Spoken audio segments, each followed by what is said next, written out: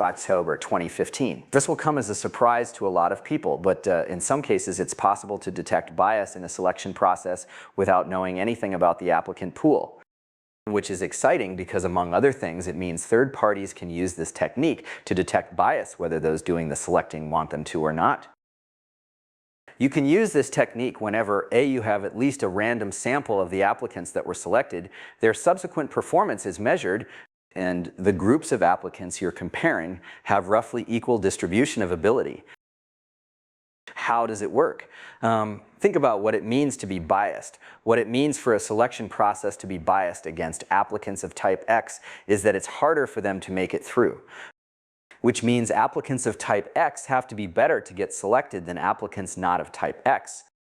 Which means applicants of type X who do make it through the selection process will outperform other successful applicants. And if the performance of all the successful applicants is measured, you'll know if they do. Of course, the test you use to measure performance must be a valid one, and in particular, it must not be invalidated by the bias you're trying to measure. But there are some domains where performance can be measured, and in those detecting bias is straightforward. Want to know if the selection process was biased against some type of applicant? Check whether they outperform the others. This is not just a heuristic for detecting bias, it's what bias means. For example, many suspect that venture capital firms are biased against female founders. This would be easy to detect. Among their portfolio companies, do startups with female founders outperform those without? A couple months ago, one VC firm, almost certainly unintentionally, published a study showing bias of this type. First Round Capital found that among its portfolio companies, startups with female founders outperformed those without by 63%. The reason I began by saying that this technique would come as a surprise to many people is that we so rarely see analyses of this type. I'm sure it will come as a surprise to First Round that they performed one.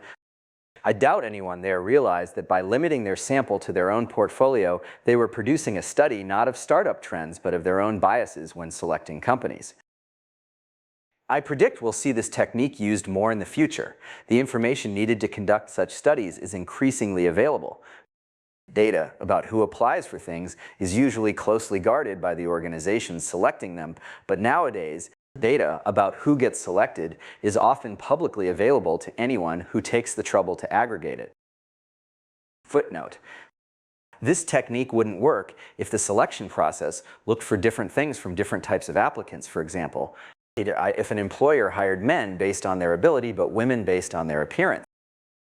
A footnote: as Paul Buchheit points out, First Round excluded their most successful investment, Uber, from the study.